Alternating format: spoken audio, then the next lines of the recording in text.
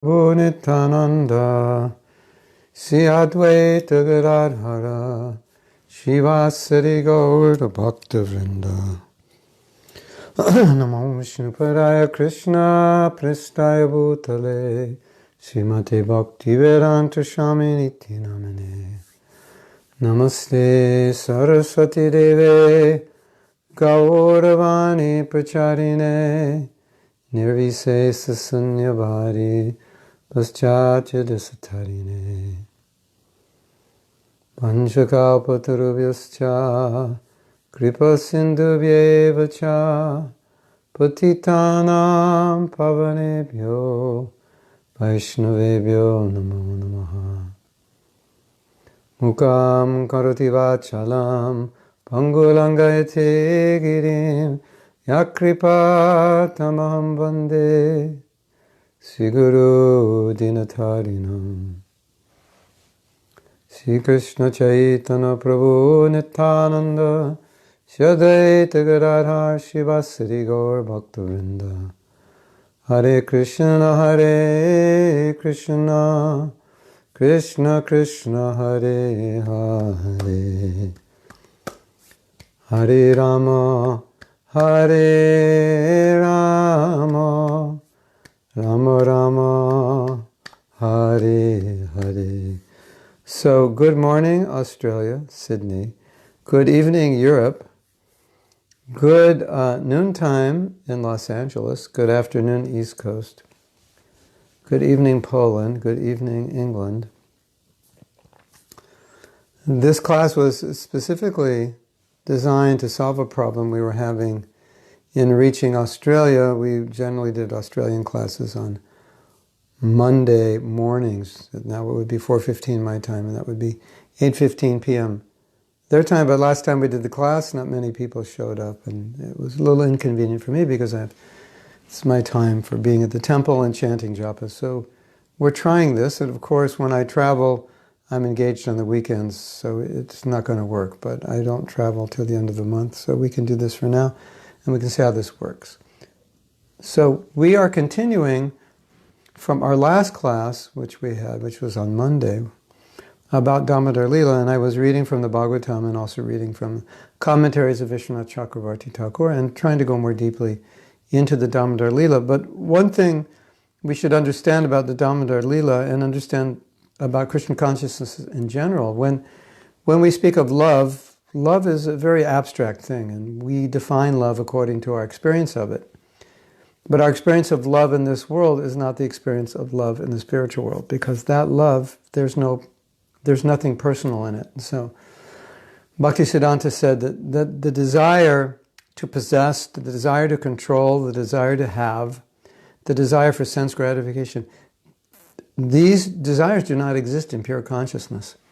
So therefore, when you read the pastimes of Krishna and his devotees, then you should assume or understand that there is absolutely no selfish desire, because they're not identified with the body, or they don't even have a spiritual body. So there can't be selfish desire in pure consciousness. And so when we hear about the leelas of Krishna, and especially this leela, which is so special, we are witnessing what love is, what we may think love is, and people talk about unconditional love and so forth, but you actually see it here, what it really is, in a way that you'll never see it in this world. And so we're seeing this very intense affection between Krishna and Yasoda, and Krishna doing things to bring out the affection of Mother Yasoda in various ways. By crying, being fearful, running, being scared while he's feeding the monkeys, he's looking different ways. All these things are actually just enhancing the love that Yasoda has. And so as that love intensifies, we get to see what prema looks like. Now, in case you don't know, we're all ultimately being rehabilitated rehabilitated back to prema. So prema is our condition, and so our normal condition, and we're in rehabilitation. That's called sadhana bhakti. And so what we see in Mother Yasoda or any of the the devotees of Krishna and Braj is what we have potentially to some degree or another, in some particular rasa to some degree, maybe not to the same degree as Krishna's eternal intimate associates, but we have that same nature. And so we're being trained now so that nature comes out. And so when we see these leelas, we can understand that general nature, not that we have Mahabhav like Mother Yasoda has, but the general nature to sacrifice and love Krishna more than anything, and not love anything material. That we have, it's within us, and we're in such a perverted condition now that it seems so unnatural to us. So when we look at the love of Yasoda, it seems so amazing and so special, and we would think, sometimes we think, I just can't imagine having that kind of love. But rather, it's actually, from a purified state, it's harder to imagine not having it than having it. In other words, from a purified state, it's hard to imagine anyone would end up in our condition being attracted to matter and actually thinking that's happiness. But in the conditioned state, we have it the other way around. It's hard to imagine living without sense gratification. How you could be happy. One devotee was just writing me, he's a young devotee, he said, I don't understand how you could be happy without sense gratification, or does the soul have sense gratification?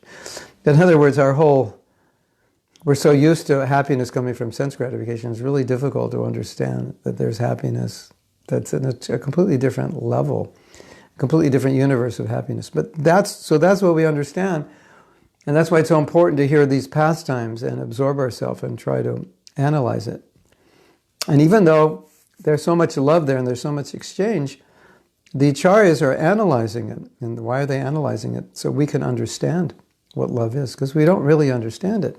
You know, when you're attracted to someone out of lust, you're attracted because of their physical beauty, or you're attracted because it gives you some form of happiness or some form of sense gratification. And we misidentify that with love. But love, there's no sense gratification in love. So what we see in Krishna Lila is total self-sacrifice. And with the devotees who have prema, because they have spiritual forms, there's no question of sense gratification, because you need a material body to, quote-unquote, enjoy sense gratification, because that's what sense gratification means, having senses that you gratify. So we are reading from the 10th Canto, 10th chapter. This is entitled Mother Yasoda Binds Lord Krishna. And we left off with text number 10. So if you want to follow, you would go to 10, 10, 10. Easy to remember. And this is the verse, well, what's happening, you may remember, what's happening is that when Krishna got very frustrated that his mother had left him while she was feeding him, and he felt neglected. And he you could say he had a temper tantrum.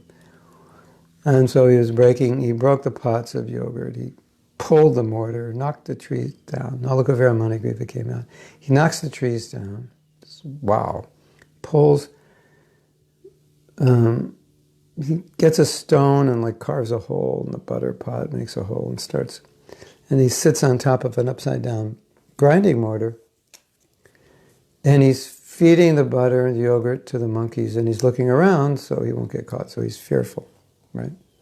And Mother Yasoda sees him from the kitchen, and then she's coming down to rectify this, and as she's coming down, she sees Nanda Maharaj's walking stick. So she brings it up, not that she was going to use it, but she thought, this is really serious, and I really I'm going to need to punish Krishna for what he's done, and I have to still do work in the kitchen, so I'm going to need to tie him up, because if I don't tie him up, he's just going to do more mischief. So if I have a stick, he'll be afraid, because Mother Yasoda never treated Krishna that way. So if I have a stick, he'll be afraid, and then he'll just comply, and I can tie him up. So when Krishna saw that stick, he was so afraid. He started crying. And in the Damodar-lila, there's a verse where it's saying he cried and rubbed his eyes with his two lotus hands, and his breathing was fearful, and he was his pearl necklace was shaking because Mother Yasoda was coming with this stick, and he was caught in the act. So it was obvious that he was a culprit. And he has kajal in his eyes, and his face was becoming black from kajal. So now, in verse 10, he's trying to get away, and Mother Yasoda is running after him. And then the commentary is all about who can control God, who can catch God, and how God is actually controlled by his devotees, and how people want to be God, the impersonalists want to be God, Mayavadis want to be God, but devotees better than God. He actually has a more exalted position. So this is text 10. While following Krishna, Mother Yasoda, her thin waist burdened by her heavy breasts, naturally had to reduce her speed. She couldn't keep up. Because of following Krishna very swiftly, her hair became loose. The flowers in her hair were falling after her. Yet she did not fail to capture her son Krishna. So how did she capture him? So let's read Prabhupada's purport. Yogis cannot capture Krishna by severe penances and austerities, but Mother Yasoda, despite all obstacles, was finally able to catch Krishna without difficulty. Wow, how did she do it? Remember, this actually, it's interesting. As far as I remember, what's happening is when Mother Yasoda was running after Krishna, this verse, it says very quickly. Let's read the verse before. When Lord Krishna saw his mother, stick in hand, he very quickly got down from the top of the mortar and began to flee, as if very much afraid.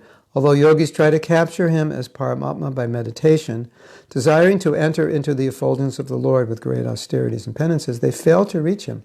But Mother Yasoda, thinking that same Supreme Personality of Godhead Krishna to be her son, began following him to catch him. And then today's verse, while following Krishna, Mother Yasoda, her thin waist, overburdened by her heavy breasts, naturally had to reduce her speed. It was hard for her to run as fast as him. And because of following Krishna very swiftly, her hair became loose and the flowers in her hair were falling. But she did not fail to capture her son Krishna. Now, as I remember, it sounds like she just saw Krishna and she ran after him and caught him. But as I remember from other commentaries, that was going on all day. She was running after him all day. It wasn't like that. Someone may correct me. My memory is not perfect. But I remember this was going on for like 6 hours of the whole day. Krishna didn't want to be caught. It was embarrassing. His friends would see. And Krishna ran out on the street and this and that. We discussed that last year.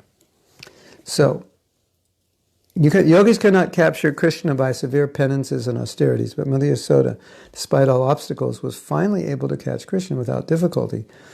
This is the difference between a yogi and a bhakta. Yogis cannot enter even the effulgence of Krishna. Yasya prabha prabhavato jagadanta koti kutishu.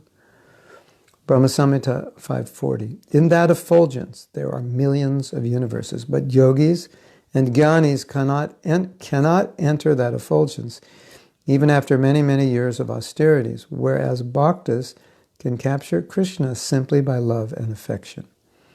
This is the example shown here by Mother Yasoda. Krishna therefore confirms that if one wants to capture him, he must undertake devotional service. Then Prabhupada quotes 1855. Bhaktyamam abhijananti yavanyas jasmi tattataha tattamam get tattato gyatva vishate tadanantaram. Bhaktas even enter the planet of Krishna. Bhaktas enter even the planet of Krishna very easily, but the less intelligent yogis and jnanis, by their meditation, remain running after Krishna. If they enter Krishna's effulgence, they fall down. So, Vishwanath Chakravarti Thakur says, and Prabhupada is using his commentaries, but let's see what he says, see if it's the same thing, or he's adding another point. One should not think that just as the yogis cannot catch Krishna, neither could Mother Yasoda. This verse explains that Yasoda's hair came undone, and the flowers in her hair fell behind her as if they were following her. Yasoda caught Amrishat Krishna from behind. So, Prabhupada mentions this point elsewhere, and it's such an important point and such a sweet point. And as we know, why can't yogis capture Krishna?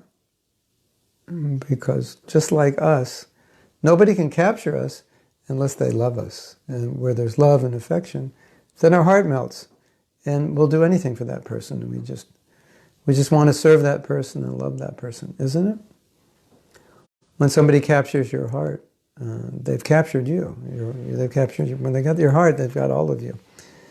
So, in this example, the idea is that yogis, jnanis, they want to capture Krishna in some way.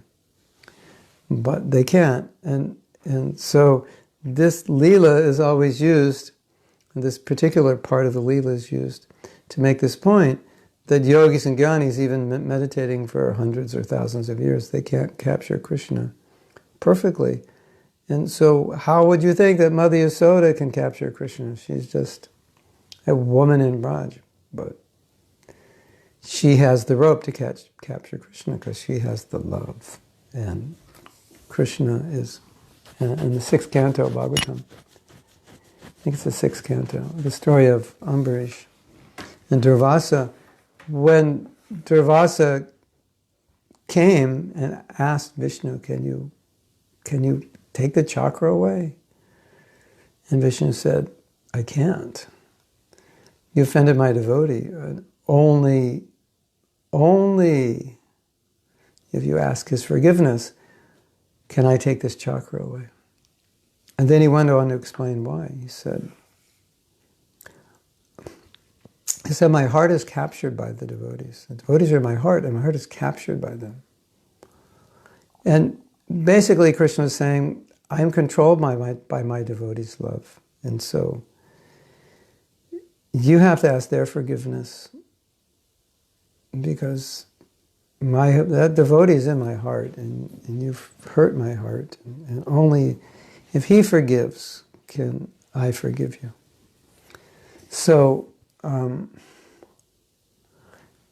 the whole world is captured by love. So this isn't really anything new. It's just put in the context of Krishna Lila. But we're all captured by love. We all surrender to love. It's, parents give so much to their children.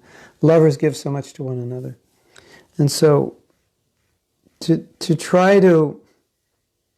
Krishna, the other thing is, you've probably heard it said, you've probably read this, that even though the Brahmins, they're chanting the Vedic hymns and they're doing it nicely and they live a very pure life, a very sattvic life. But Krishna, when Mother Yasoda is scolding him, it just feels better. Like someone may come up to you and say, Jainitai, you are the supreme intelligent Leelakar, you are so beautiful, and Katrina, you are so talented. And, that might puff up your ego, but it doesn't really melt your heart. And of course, Krishna has no ego, no false ego to be puffed up. So, when Mother Yasoda is chastising Krishna, why does he like that? Because it's saturated with love. And that's what Krishna is like. You can say, I've often said this, Krishna is like I think there's a song like that, like Mad for Love. Isn't there some song like that? I'm a madman for love, or I'm addicted to love. Well, Krishna is actually addicted to love. He thrives for it. And even though he's Atmarama, and you would think, well, as Atmarama, he wouldn't be addicted to love. He is addicted to love. Of course, the love of his devotees, and his devotees are expansions of himself. So it's kind of like a love for himself. So in that way, it's not a philosophical tattva contradiction. But in rasa, it's just the nature of Krishna that he thrives on love. And Prabhupada said, the goal of life is to please Krishna. And if you could do something to please Krishna, then Your life is perfect. Prabhupada said, what, if you can please Krishna, what more could you want to achieve? So Yasoda, because of her love, everything she does is just so attractive to Krishna. Krishna's heart is just melting. So naturally, Krishna is captured by her stick, by her running after him, by her chastising him, by her tying him up. Everything she's doing, although externally it looks a little severe, and she was upset, and later she was actually chastised. Do you know that? Nanda chastised her. How could you tie this little baby up? That's like crazy. And later, and she felt really bad, and she was actually hiding in her room for days, lamenting for what she did. But this is all enacted by Krishna, so he's loving it. He's loving every bit of it. And as we know, and we'll read if we can get this far, that Krishna did not allow Yasoda to tie him up, even though she tried. And that was another act of affection. It was just, Krishna wanted to teach the world that you can't tie him up unless he says, okay, I agree, now you can tie me up. So you can't tie him up by your own effort, by your own intelligence. I was just reading the other day, and Prabhupada was saying, he was talking about this point about bhakti, and he said, you may have intelligence. That was a lecture, I think, in 1966 perhaps. You may have intelligence, you may have knowledge, you may do austerity, you may be sense-controlled.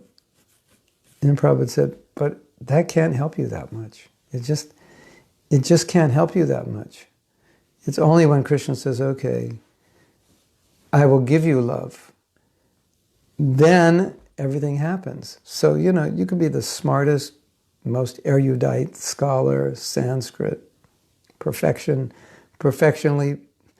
pronounce Sanskrit perfectly, no Shastra inside and out. But unless Krishna says, okay, I'll let you tie me up, you can't, there's nothing you can do to tie Krishna up. So what Krishna is teaching is that when I say, okay, you can tie me up, which means I'm giving you mercy, then only then does anything happen. So, Krishna's teaching us, it's our endeavor, yes, that's important, but we're supposed to get this. Our heads are so thick, it's so hard to get. We're supposed to get this, that we're so into being great and showing off and being smart and so many things. And Krishna doesn't care about that. In fact, Krishna doesn't like it. Look what he did to Indra. Yeah, you think you're great? Yeah. I'll show you how great you are. And Indra comes to Krishna with his tail between his legs. I'm sorry, I did something horrible. That's what Krishna wants. That's what Krishna appreciates. So we're trying to understand that, like that lecture that's been going around. You've probably heard it. And Prabhupada's crying, and he's saying, Krishna, I brought you something. What is the value of my things? What is the value of my body? But I brought this for you. You please accept it. And Prabhupada's crying, because that is bhakti. So that's it. That's what we're trying to get. And it's so important to understand what love is, as I was saying before, because that's the destination.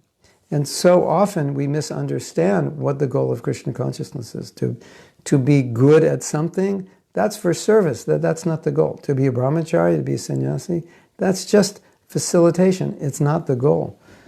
To understand exactly what love is, that's the goal. And that's why the acharyas have done so much work to help us analyze what love is, because we don't really know what it is. We're very familiar with lust, but we don't really know what love is. And I was thinking today, it's so difficult to understand something if you don't experience it. You have no experience of it. So we're trying to understand love, but we have so little experience of love. And we have so much experience of lust. We know what lust is. We're familiar with that. But to understand what love is, it's so difficult to understand it intellectually unless you actually live it, have it, experience it. And yesterday I was reading something that Prabhupada said. You know, you've probably heard this before, but I found the quote, or at least one of them, and it was in 1966, Prabhupada said, if you have a pinch of material desire, you have to stay in this world. Then it just, we heard this very early on. And when I read it, it just struck me. Like, why would I even want a pinch of desire? It makes no sense. Why would I even maintain it when I can have love for Krishna? Why would I want a pinch of material desire? And so Prabhupada's defining bhakti by saying, if you have a pinch of material desire, you have to come back. He's giving a definition. Well, what is bhakti? Right? Isn't it? Bhakti means there's no pinch of material desire. So Krishna, he so much appreciates his devotees when they're humble and they just want to love him and serve him and please him. And now we might be thinking, but I don't have any love. Yeah, it's there, but at least now let's understand what it is as best we can. And then we can start to manifest and develop a little desire to just like please Krishna. And today, it was yesterday, I was chanting my rounds, and Krishna was so kind, giving me a realization. So I'm chanting, and often when I chant, I like to meditate on, like, what is the mood? What does the Maha Mantra mean? And just, as Prabhupada said, enter into the mood. So I think it's so important to enter into the mood of the songs we're singing, of our japa, of our kirtan. So the mood is, I'm fallen, Krishna, pick me up. I want to reinstate myself in a relationship with you. And I want to awaken that original bhakti and pure love that's within me. And that's all I want. That's the mood of it. I don't want anything else. Nadanam, najanam, nasundering. I only want this one thing. And I was thinking how unfortunate we are when we're not in that mood and we're chanting. Sometimes we're chanting and we're actually counteracting by our own consciousness the very mood of the Maha Mantra. We're in a different mood. And so we're chanting, but we're in a completely different mood. And it's like the Maha Mantra is hitting a wall. It's like it can't penetrate because our heart hits. It's like hitting stone. You know?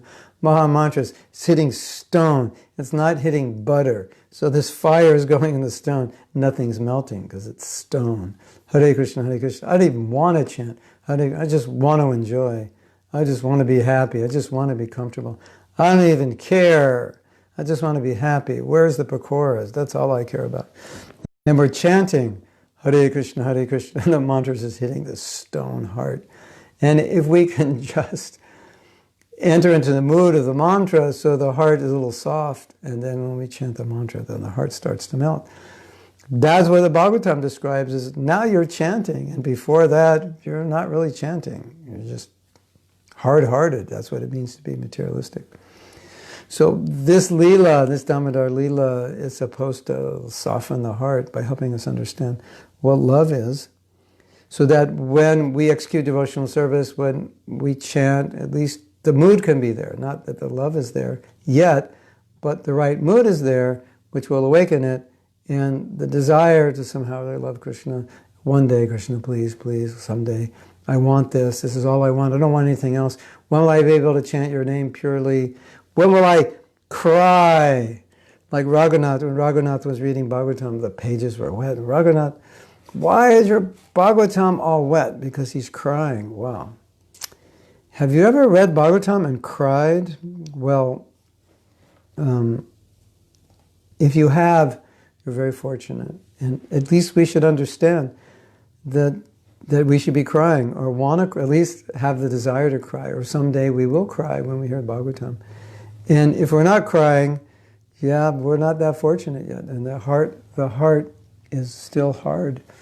And we want to soften it. And this lila, hopefully, will soften our heart so that Now when we hear this Leela and we imagine Yasoda chasing Krishna, I think, oh, this is so beautiful. We want to cry.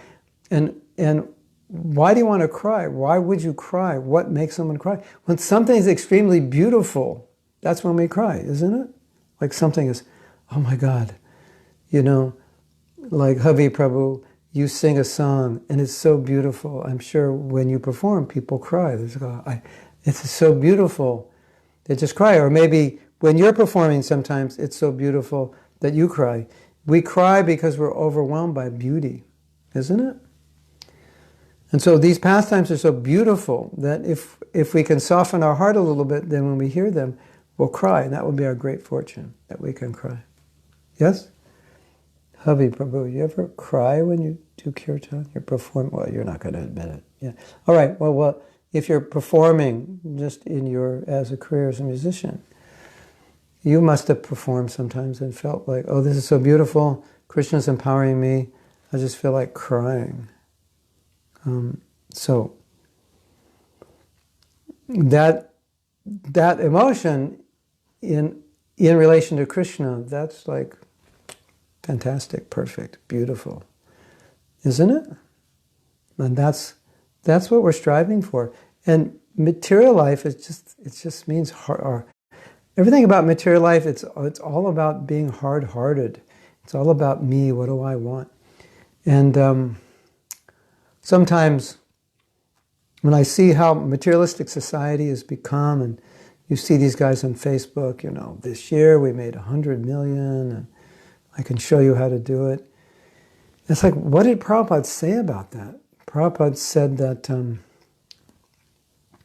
just take what you need, and if you take more than you need, like you need 100 million, I don't think so. Yeah, you could distribute that, that's nice.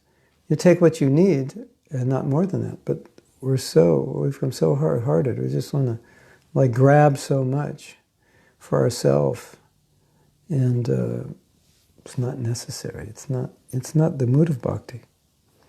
So we have Krishna Karshani asks a question: is Krishna having only one mother, one Yasoda, but many mothers?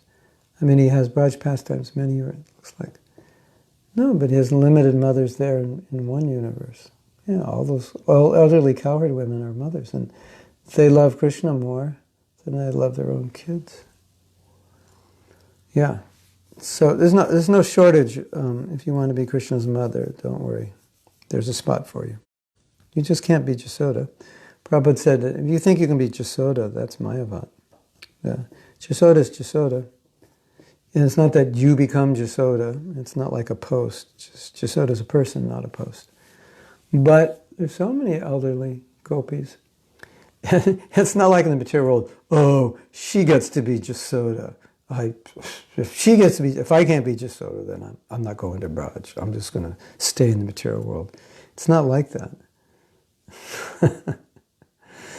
So if you have motherly affection, there'll be a service for you, and you'll be happy serving the other mothers, serving Krishna or assisting Yasoda, or whatever your service is, or cutting the vegetables. It's not like some material thing, because it's all like let's say you're like I saw when my daughter was young. It's a very unique experience to have a child, especially the first child, because it's so new and different. And all my wife's motherly affection would come out. And, before you have your own child, you see a little baby and the dirty diapers and this and that, and you'll look at it, and sometimes you'll think, oh, I wouldn't, how could they do that? And they like doing that, and they're smiling, and it seems so strange if you've never had a kid. But once you have a kid, there's so much love comes out of your heart for that child that changing a diaper is just like heaven. It's just blissful. So it's not the action, but it's the love. So if you're cutting a vegetable and you're overwhelmed in love, that doesn't matter. That, oh, Yasoda has more love, I'm leaving. It's not like that. And Krishna Karshani says, I thought Krishna is afraid to give us love for himself, because if he will give it to us, he will be controlled by our love. And that is why he's giving love for himself so rarely. Sometimes I feel that. To love Krishna is impossible. Yeah. What's more impossible, actually, is that we came here. So to love Krishna is not so impossible. What's more incredible is that we ended up here. That's the most amazing thing. And even more amazing, we're still here. That's what's most incredible. Love of Krishna is your nature. So how could living in your nature be impossible? What's more impossible, what's more crazy is that we're still here, and we don't have that. And that we've lived so long out of our nature. That's crazy. Yeah. So think of it that way. Shift it around. That within your soul, within your very essence, within your being, love of Krishna exists. And whatever is going on now is a covering of that. So we're not experiencing that. So we're in a completely unnatural state. And what we feel to be natural is totally unnatural to us. But we've misidentified who we are. So, text 11. 10, 10, Srimad Bhagavatam 10, 10, 11. Let's read 11. Let's see what's going on. You know this Leela is going on right now somewhere. You know that, right? These Leelas are eternal. So, even it is said, this Leela happened on Deepavali a few days ago. But somewhere in some universe, it's Deepavali and it's happening right now. As we're discussing, it's actually going on. And someday, if we are fortunate by the grace of Prabhupada, we will be there. And we won't be talking about it, but we will be seeing it. You know, it is said on one level of bhakti, when you reach a certain level of bhakti, what happens when you chant japa? You go to sleep, you get bored, you do your email? No. What happens when you chant japa on a certain level of bhakti is you see the leelas. So you're chanting Hare Krishna, Hare Krishna. And because the leela is within the name, you see it. Namarupa Guna Lila, the name, the form, the qualities, the pastimes, it's all in Krishna's name because Krishna's name is Krishna. But it's revealed progressively as you advance. So it's at first you have the name, you start to perceive Krishna's presence in the name, then you see the form, then the qualities become manifest, and then you see the leelas. But there's another stage. After you see the leelas, when you go to a higher stage, when you're chanting, you enter the leela, you become part of the leela. Wow, that's a lot to look forward to, don't you think? You know, every morning, what happens during your japa every morning? Oh, I just enter Krishna's, I'm part of that leela. That would be amazing. So there's a lot to look forward to. And whatever struggle you have to go through, and even though it might seem unnatural or difficult, this is the goal, what we're reading about. And we can't come there. I'll get another question. How can we understand and get into the mood of Mother Yasoda in order to deepen and strengthen our love for our children? Is that even possible? Well, that's an interesting question because it's not exactly... there's not a direct connection. By hearing about Yasoda, we become purified. And as we become purified, love for Krishna awakens. And as love for Krishna awakens, love for other people awakens. So it's not that, okay, if I want to love my kids, then I have to worship a Gopal deity and develop Vatsalya Rasa. It doesn't work that way.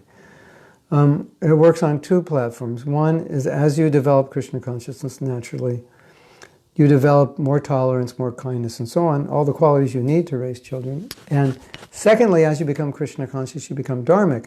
So even though you don't have all the qualities, but you have the dharma to do what is necessary. So you can force yourself, so to speak, to be a good mother, even if you're not, to learn how to practice tolerance and kindness and all these things.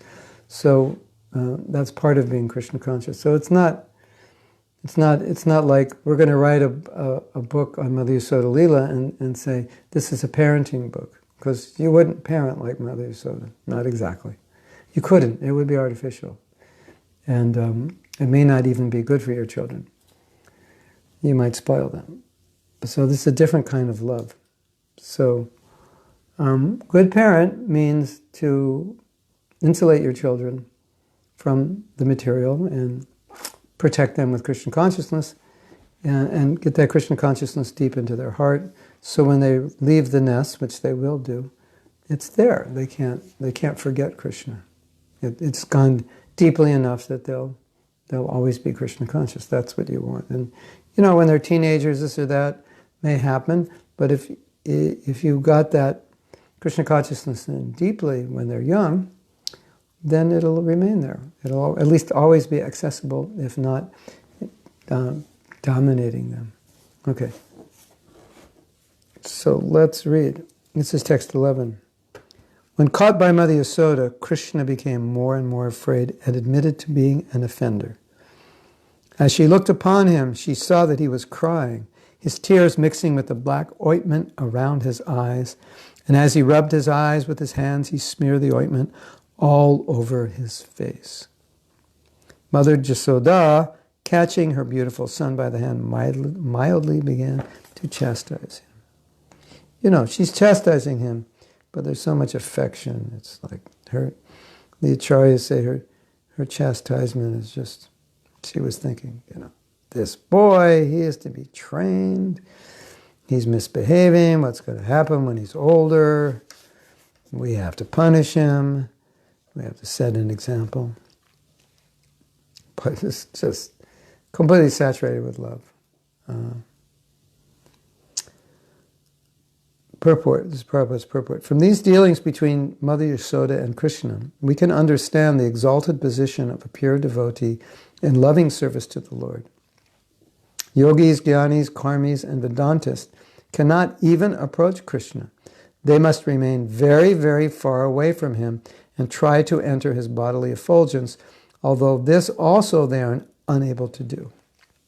Great demigods like Lord Brahma and Lord Shiva always worship the Lord by meditation and by service.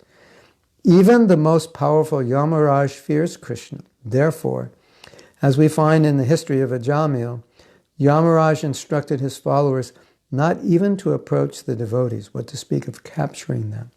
In other words, Yamaraj also fears Krishna and Krishna's devotees.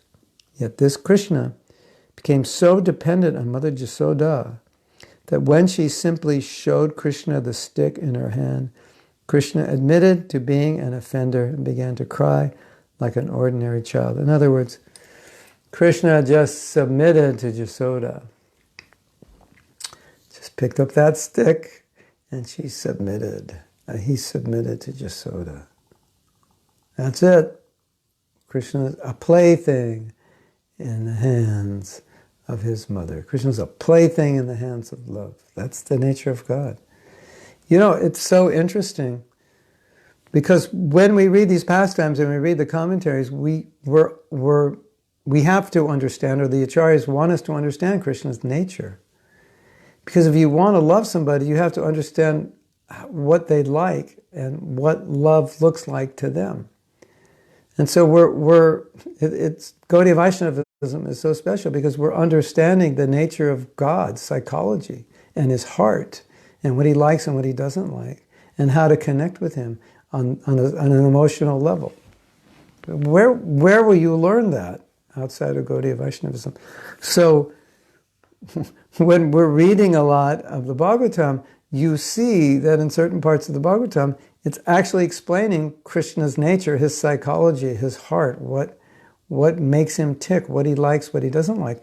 Because obviously, to love him, you have to know these things, isn't it? You have to know what's pleasing to him. And that's why, like sometimes, you'll see devotees, they're so dedicated to serving Prabhupada, and they undergo so many austerities and make sacrifices, and it's just amazing. But they know if they can just please Prabhupada, Krishna will be pleased. How can I please Krishna? Who am I? But if I can please Prabhupada, then I can get Krishna's mercy. So they know that. Okay, the sun's coming in over there. Let me just make some adjustments so it's not so shiny on me.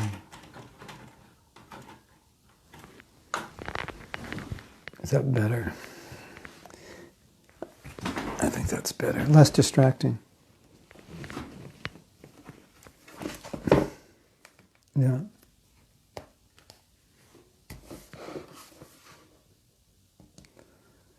Okay, let's read the purport. Or were we reading the purport? This Krishna became so dependent on Mother Yasoda that when she simply showed the stick in her hand, Krishna admitted to being an offender and began to cry like an ordinary child. Mother Yasoda, of course, did not want to chastise her beloved child very much, and therefore she immediately threw her stick away and simply rebuked Krishna, saying, "Now I shall bind you so that you cannot commit any further offensive activities, nor for the time being can you play with your playmates." This shows the position of a pure devotee in contrast with others like jnanis, yogis, and the followers of Vedic ritualistic ceremonies in regarding the transcendental nature of the absolute truth. So Krishna was just relishing this. He was having, this is like, for Krishna, this is like what he lives for, so to speak. And let's meditate on this thought. So Krishna lives for love, and you potentially could give love for Krishna that he's not getting. Let's say, like, I have some ice cream, right? And you really like ice cream, and I'm not giving it to you. And you really want it. And I have an opportunity to please you by giving you the ice cream. And even though you have so many other kinds of ice creams, the ice cream I have is unique. It's different from all the other ice creams. And you love ice cream, you live for ice cream, you just want ice cream. So what the Acharyas tell us, I think it was Vishwanath Chakravarti Thakur said, or maybe Baladev Vidyabhushan, Krishna lives for love. And we have some love, and you can see how much Krishna is relishing the love of his mother, and he's ready to relish your love, and you have love, but you're keeping that love covered, or you're keeping that love hidden, and you're not giving it to Krishna. And then you think, well, if Krishna has so much love, why would he want my love? And the reason he wants your love is because your love is a different flavor from the love of his other devotees. So Krishna is like, it has an unlimited appetite for love. Isn't that interesting? Krishna has an unlimited appetite for love, and you have love that you could give to him that would satisfy that appetite for a different flavor of love, and you're holding it back. And so these pastimes are meant to show us how much Krishna is a connoisseur of love, how much he wants our love, and so how bad it is for us to hold it back and not just give it fully. How much bad it is for us, but also Krishna wants it. And so why should we hold back something that he wants? Why should we not manifest it and give it to him? Because he's waiting for it. He loves it. So when you do something, you make some personal sacrifice, you should always know Krishna appreciates that. And sometimes you wonder, does he appreciate it? Well, the answer is, yeah, he does. And sometimes you'll do something and you'll make a sacrifice, but then something bad happens. You know, you do a lot of service, but then even though the service was successful, something else may happen, and then your feelings are hurt, and you wonder, well, does Krishna love me? Why did he allow this to happen? We're in the material world, these things happen. They're going to happen. And sometimes it's necessary to happen. It purifies us. But you should never doubt that Krishna appreciates whatever service you render. He appreciates it. And if you show Krishna love, he's sensitive to that. He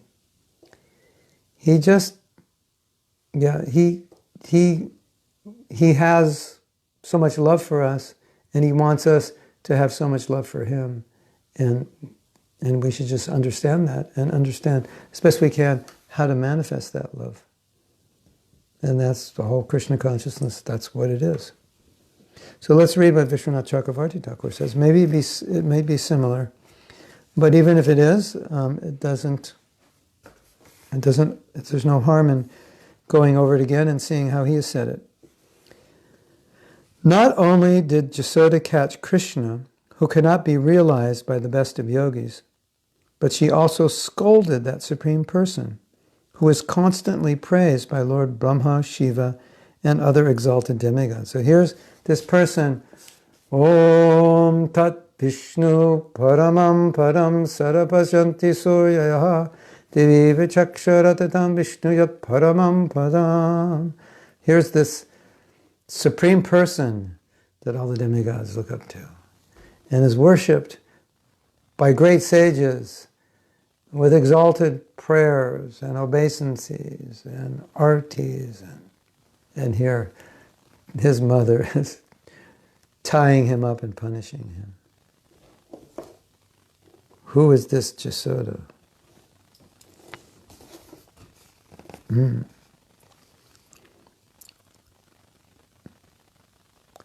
With a stick in her hand, Yasoda instilled fear in Krishna, who instills fear in time and death personified.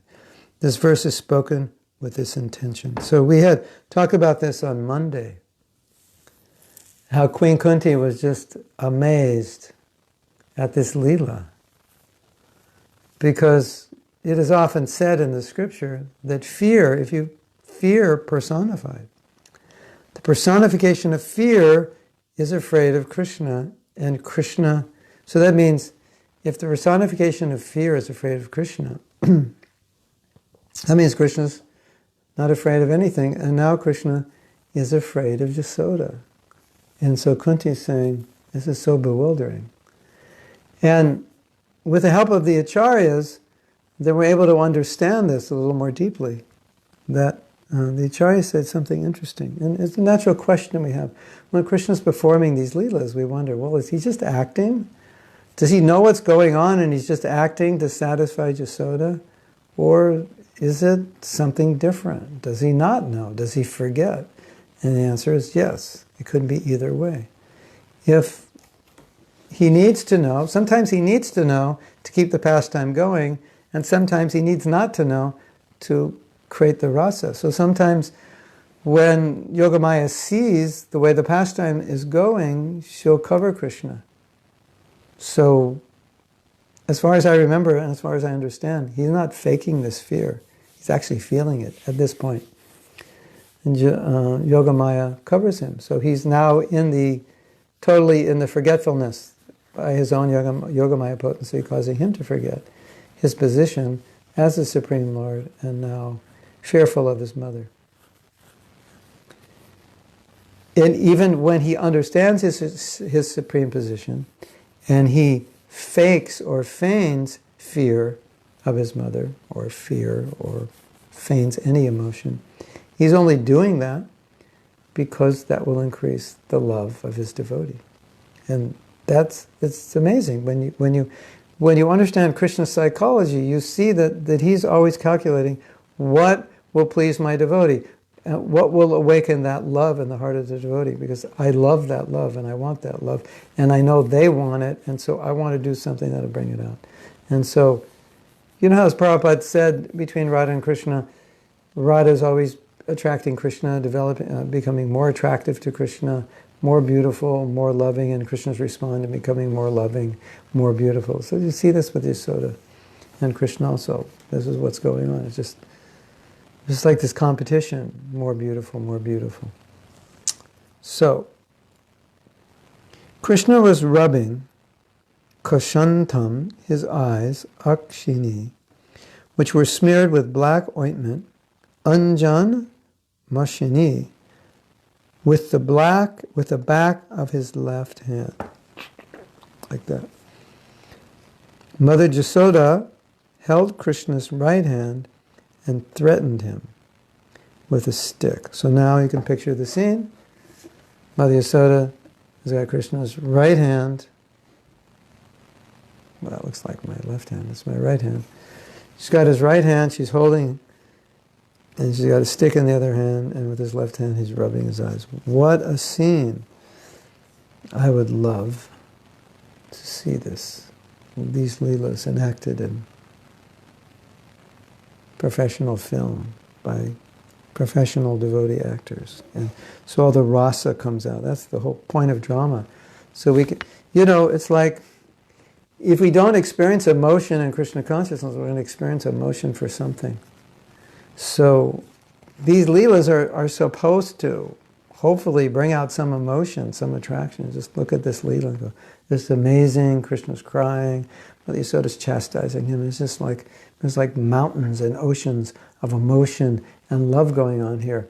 And sometimes, when we read, we can read in an analytical way. And as I said, we're analyzing Krishna's mood and Krishna's feelings and what he wants and Krishna's psychology and the mood of Yasoda. And the Acharyas help us do that. But also you can read it from the point of view of emotion and just kind of enter into the feeling that Yasoda is having now and what Krishna is experiencing under the influence of Yoga Maya. And so it's another level of hearing, when you're hearing more from the level of entering into the Leela, entering into the emotion of the Leela rather than to analyze it. So, Mother Yasoda held Krishna's right hand and threatened him with a stick. Yasoda mildly chastised Krishna, "You have such a restless nature. O friend of the monkeys, the pot breaker, where will you get butter today? Now I shall bind you so that you cannot steal butter and eat it with your friends. Are you afraid that I will beat you with this stick?" While rebuking Krishna, Yasoda lifted the stick as if to beat him, though she would never do such a thing. So she was really upset. And by the influence of Yoga Maya, she was scaring Krishna with that stick. He never saw Yasoda. He never saw his mother with that stick. Can you imagine? You have this gentle mother, this very sweet mother, and then you do something wrong, and she pulls up a stick. How could you do that? And you think, oh my God, you would just collapse. I know that occasionally happened with my daughter. Like, it's very rare, but she might have done something like bad, and I don't normally get upset with her. And I get upset, and it was like a shock for her. She'd like never seen it, and she just like when she was young, it just like could totally fall apart if I got upset because she never saw it. So now Krishna's has never seen Yasoda like this.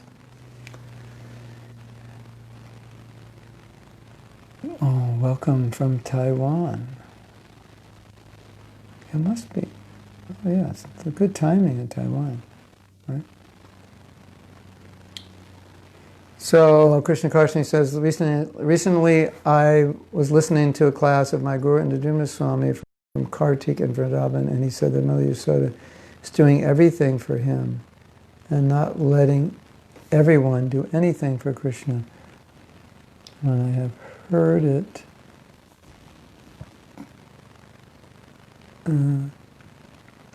I thought, with my material mind, Mother Yasoda is selfish. It's difficult to understand. I thought that the highest way of service is sharing. Once she lets Radharani cook with others. There's a kind of spiritual selfishness.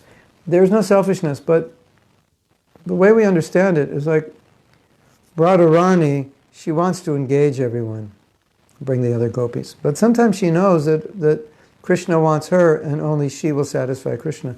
So it's not out of pride. She wants to bring the other gopis, but if she knows in that Leela that now Krishna wants to be with her, then so she'll do that. So everyone's into satisfying Krishna, and the other gopis know, or the other elderly coward ladies know, if Yasoda is the one who can please Krishna the best, then they're all happy with that. There's no material envy. So there's no problem.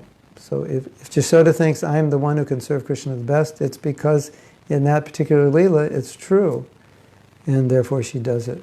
And so, yeah, there is selfishness in the spiritual world, but that selfishness is for the pleasure of Krishna. There's nothing they do what we have to understand just as a foundation is that the modes of nature don't exist there, and so because the modes of nature don't exist there, you can't understand it from the contaminated level of consciousness of this world. So if in this world, if somebody hogged all the service, took all the service for themselves, you would think, oh, they have a big ego, or they're selfish, or they're envious. But those things don't exist on the material level in the spiritual world. So you can't equate it to that. And so the first place you go to when you think about these things is you think, the devotee's doing this because this will please Krishna the most. That's the only reason they would do anything. There's no false ego involved, or no envy. It's only because it would please Krishna the most. And so if they take all the service, it's because they know at that point Krishna wants them to do that service. That's why. So should I then lead my household as ashram and treat them as other devotees and detach myself from the illusion of them being my children? Well, I know parents who've done that, and they ran their house like an ashram. Well, actually your kids are supposed to be in Gurukul. That's the problem. They're really traditionally not supposed to be living alone with their mother. They're supposed to be in a Gurukula, because the guru in the kula, the Gurukula means there's the guru who can discipline the kids, and it's much harder to discipline your own children, but you can try. You can't detach artificially. But the illusion of being my children doesn't mean I don't take care of them. And yeah, they're Krishna's children, for sure. I mean, look at the traditional system. It's very interesting, the traditional system. I have a daughter, she's 18, so she's lived with us her whole life. But in the traditional system, the boys only lived with the family to the age of 5. And then at the age of 5, they went to Gurukula, and then they would either stay brahmacharis or get married. And maybe when they'd get married, they'd move back in the family. But that whole youth growing up, you didn't really get to, quote-unquote, enjoy that. You gave them to the guru as your service in raising children. So it was a very detached way to raise children.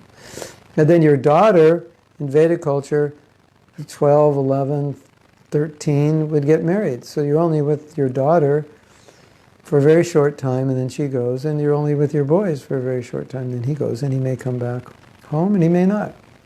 So yes, it is quite a detached position. So you're raising these kids, set them up to go back to Godhead. So that's what it means to be a parent, according to Bhagavatam.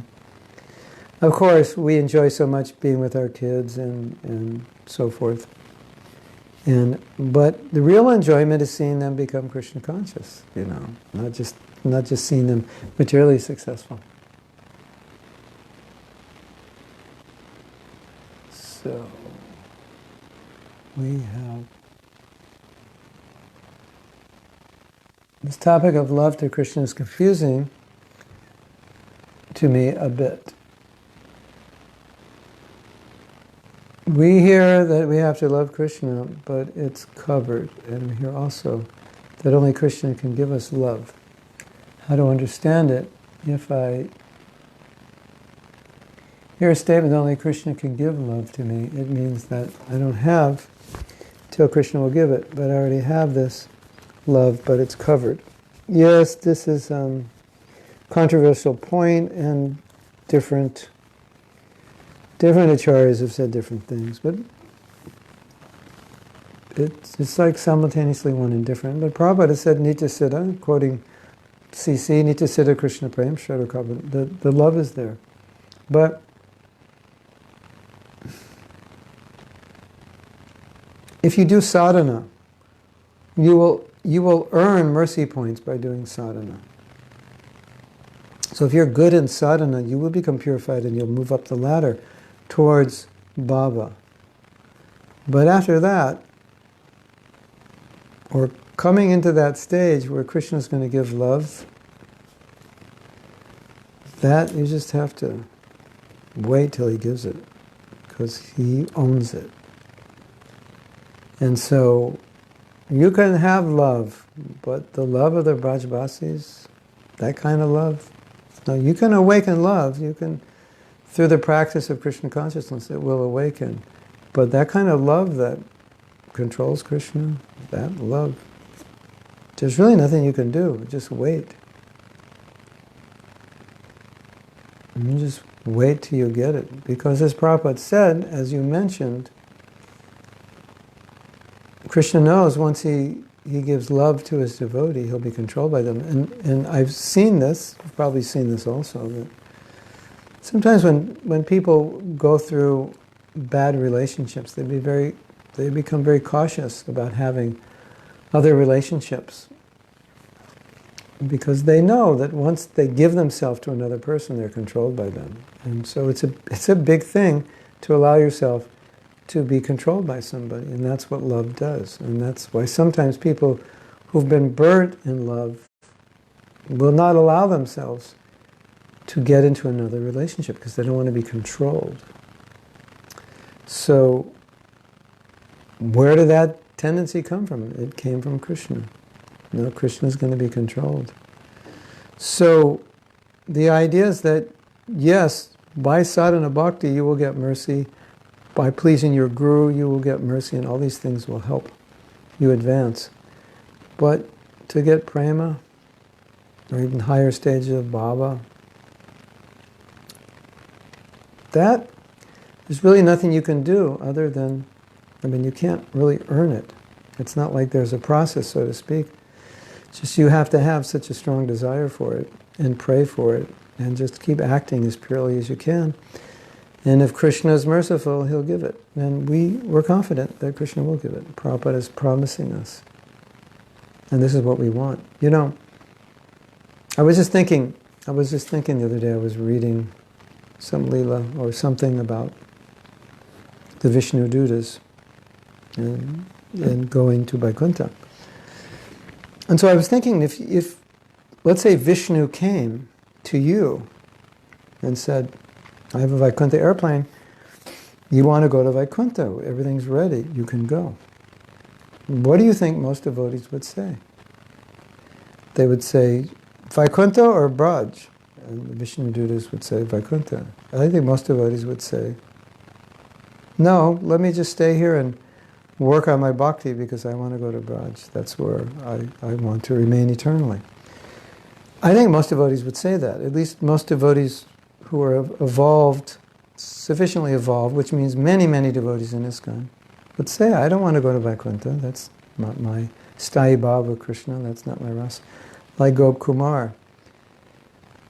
In thinking of that,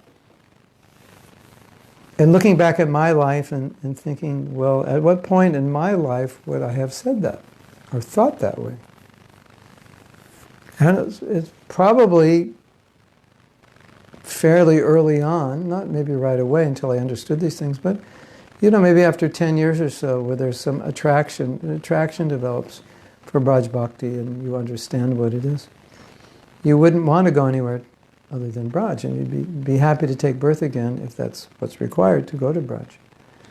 And that's a very interesting thing, because the devotee who's saying, no, Vishnu Dutas, I'm sorry, I don't want to go there, it sounds like, well, this must be a very elevated devotee. But it may be a devotee who is still in the conditioned state and still attracted to some degree to material nature. But they've developed this attachment to Krishna, Shyam Sundar, in Vrindavan, and that's their destination. That's where they want to go. So isn't that interesting? That even someone who's not very evolved has that desire to serve and love Krishna in that way. And with that desire, gradually, Krishna, if you stick to it, will fulfill that desire. And the idea that Krishna gives love is that up to a certain point, you can earn your bhakti points, so to speak, to go to higher and higher stages of love. But when you want to get into bhava or prema, then you especially prema, there's no sadhana per se, because it's just the heart. And so Krishna has to just say, okay, here it is. It's like something that Braj Prema is unachievable unless Krishna gives it, but he sees your effort, and so there's a point where your effort can't really produce anything unless Krishna says, okay, here it is. We're in lower stages. There's like a system, you chant good rounds, you will be purified, you will get mercy, and so on. But to get that mercy where you get love, that's something where Krishna's personally involved in, because it's more serious. But at the same time, he wants to give it. So you should understand that. So it sounds like Krishna's resistant to give it. It may be true, but it may be misunderstood. He's resistant to give it to the wrong person. But he's not resistant to give it. He loves to give it. He wants to give it. Yes? Sammy, my older one, is very attached to bhakti. He's 6 and already started reading Prabhupada's books. Jai. He bought few from the temple. And he doesn't allow me to touch them. He just asks me to help him with Sanskrit. Yeah, sounds like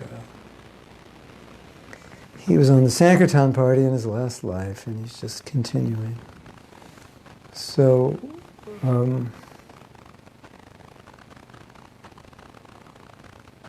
I think Krishna cautioning, if you meditate on how much Krishna wants you and wants your love, then maybe love won't feel so impossible to achieve or so unnatural.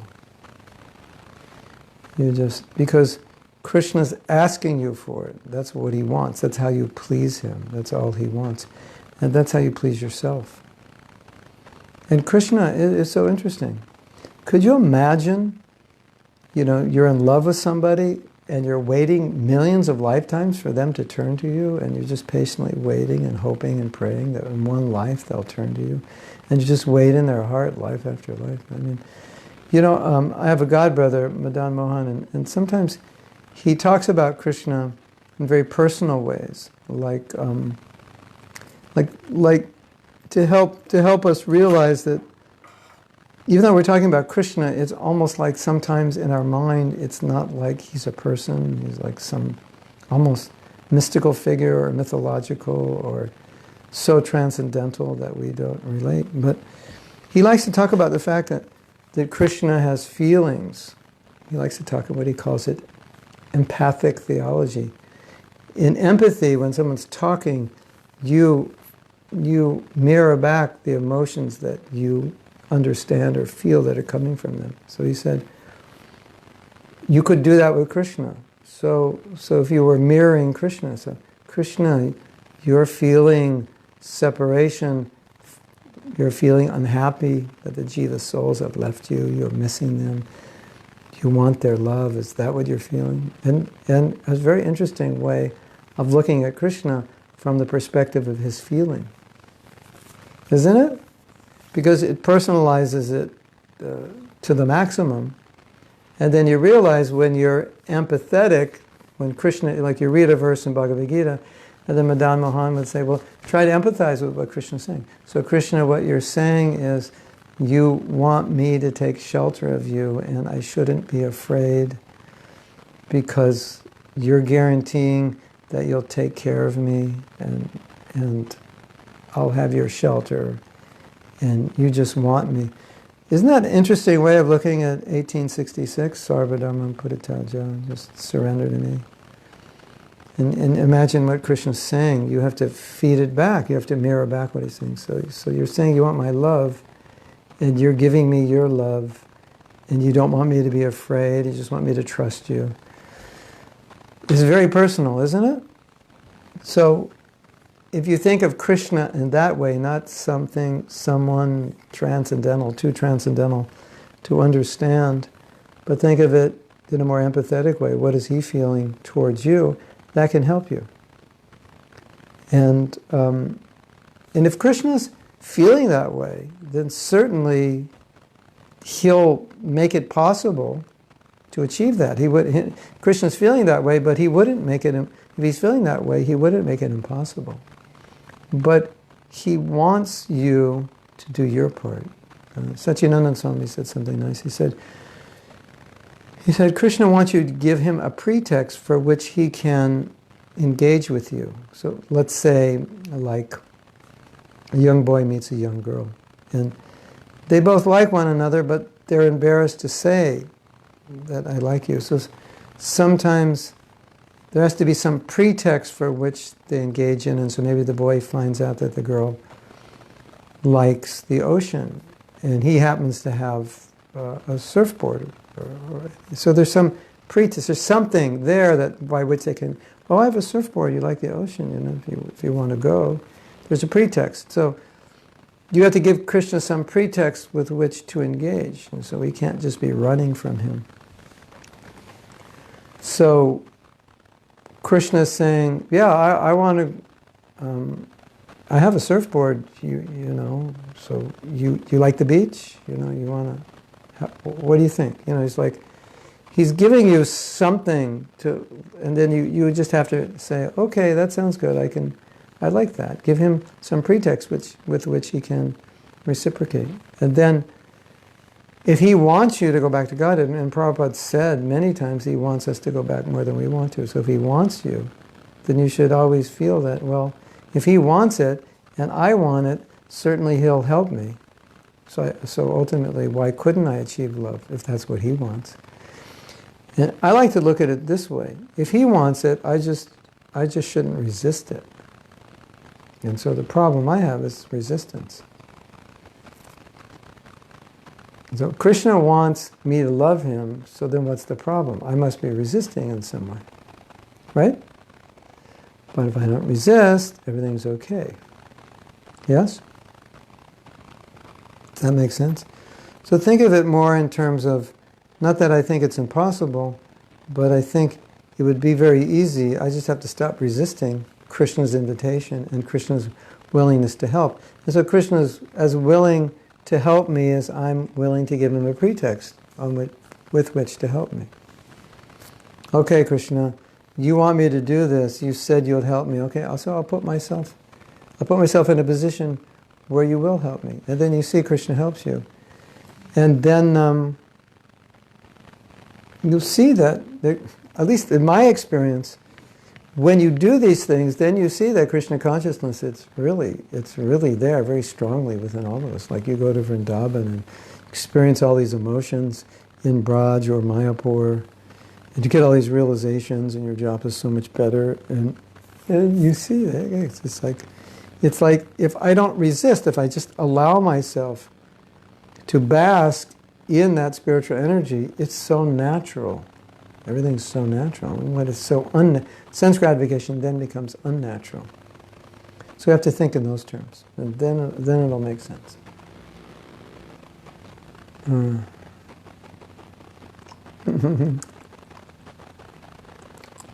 Well, maybe your son Katie's saying her son wants to go on japa walks with Prabhupada. Maybe he was going on japa walks. You have to think, well, what devotee died 7 years ago? Who could that be? Of course, could be a Gaudiya Math devotee. Should we read another verse? Let's read one more verse. It's kind of, so we'll read verse 12. Mother Yasoda was always overwhelmed by intense love for Krishna, not knowing who Krishna was or how powerful he was. Because of maternal affection for Krishna, she never even cared to know who he was. Therefore, when she saw that her son had become excessively afraid, she threw the stick away and desired to bind him so that he would not commit any further naughty activities. So her intention in binding him was not to frighten him, but was just so he wouldn't do any mischief again. Because, as I said, she had to take part in... She had to do some things, and she didn't want to leave Krishna alone to create havoc. And he already knocked 2 trees down and broke pots and like that. Mother Yasoda, this is the purport, Mother Yasoda wanted to bind Krishna not in order to chastise him, but because she thought that the child was so restless that he might leave the house in fear. That would be another disturbance. Therefore, because of full affection to stop Krishna from leaving the house, she wanted to bind him with rope. And also other commentaries so he wouldn't create more mischief.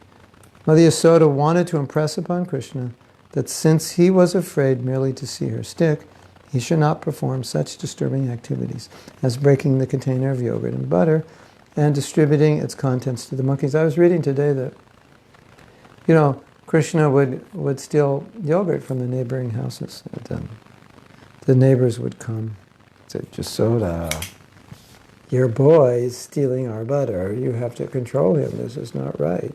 Don't you feed him butter at home? Was something wrong with your butter and yogurt? And they were actually just relishing that. And when they would complain to Mother Yasoda, they were relishing it more. They actually didn't care. They were happy that Krishna was stealing it. And then Mother Yasoda was talking about it, and she was relishing it, and everybody was relishing talking about Krishna's stealing. So it's not exactly what it looks like. So, but in this scenario, you can see Yasoda's like, no, this is not good that you're stealing butter. This is bad, and I have to teach you not to steal. And so I'm going to teach you. He should not perform such disturbing activities as breaking the container of yogurt and butter and distributing its contents to the monkeys. Mother Yasoda did not care to understand who Krishna was and how his power spreads everywhere. This is an example of pure love for Krishna. So let's read Vishwanath Chakravarti. Krishna pleaded, "Don't beat me." Yasoda said, "If you don't like getting beaten, why do you break the yogurt pot? Why did you break the yogurt pot today?" Krishna, "I won't do it anymore, but throw down the stick." Mother Yasoda began to worry. Maybe my son will run away to the forest out of fear, anger, or distress. To prevent this, Yasoda threw away the stick and decided to tie up Krishna.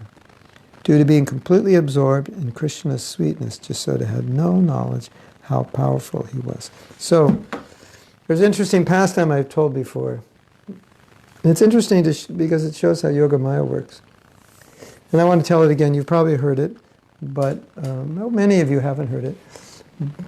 But it will, let's just add to the topic. So, I'm sure you know the pastime where Krishna revealed in his mouth the universe. So his friends were complaining, Krishna's eating dirt, and Krishna's saying, "I'm not eating dirt." My mother said. So they said, "Well, your friends say you are.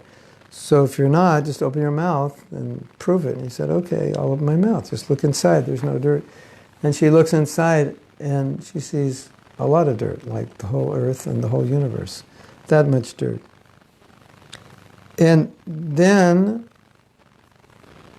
she starts thinking, actually, he's God, and I'm not his mother, and I'm not the wife of Nanda, and this is all an illusion. So she's completely out of Yoga Maya. She sees exactly what's happening. And then Yoga Maya comes, and she forgets. For the rest of her life, she could not remember what happened. There's no recollection that she saw that. She said to Krishna, she didn't realize what was going on. She said, "Okay, just don't eat any, just like whatever." And then forgot what she saw. And so why did she forget? Because if she remembered that, it would ruin her relationship with Krishna because she doesn't understand he's God. There's another pastime. This pastime here, and Krishna's crying, so what the acharyas say is that Krishna was crying so much, and because he's God, he's so big and he has so much water, that he was crying and there were puddles of water, just water shooting out. He's the source of water, so he's crying lots of water. Yes? So, there's a big puddle. Imagine you chastise your little boy. He starts crying, and he's out in the front of the yard crying, and there's like a lake of tears. We're like, whoa, what's going on here? This is unusual. And so Yoga Maya saw that, and Yoga Maya came and dried it up, because Yoga Maya didn't want Yasoda to think that Krishna was anyone other than her little boy. And if she saw this big puddle and there's torrents of rain, a rainfall coming from his eyes, she would start thinking, wait a minute, who is he? So in this way, Yogamaya always kept things in place so that Yasoda would never understand Krishna's position just to protect that love. So love is so valuable that Krishna has a police force of love to make sure that nobody understands his divinity, because if they did, then it would diminish their love. And he doesn't like that. So, we have a question here. You mentioned of us feeling vulnerable to a person we love. What's the best strategy to allow ourselves to become vulnerable to Krishna? Stop holding ourselves back because we are afraid that he might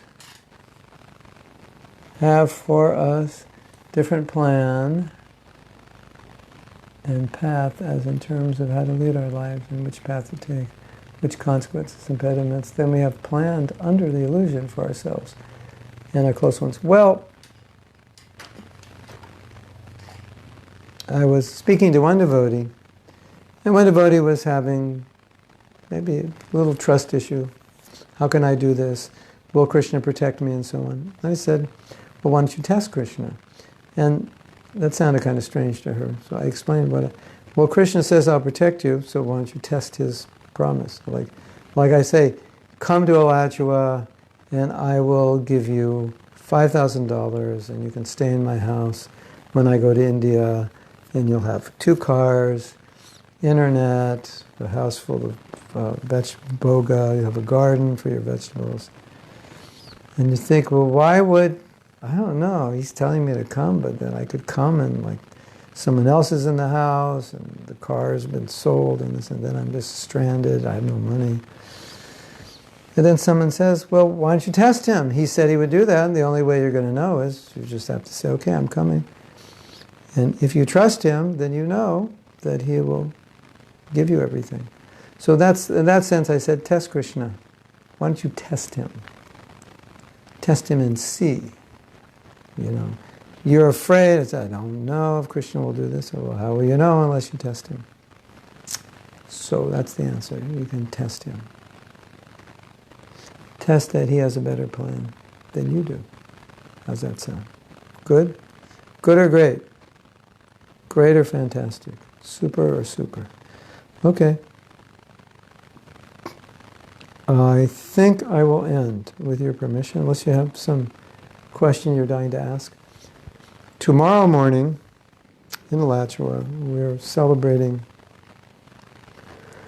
Prabhupada's disappearance day. Now, in Alachua, there's so many Prabhupada disciples that I always suggest, if you can, tune in the morning. I would think about 7, 8 o'clock, probably 8 o'clock. The devotees will speak about Prabhupada. So you'll get to hear many, many disciples of Prabhupada speak about Prabhupada.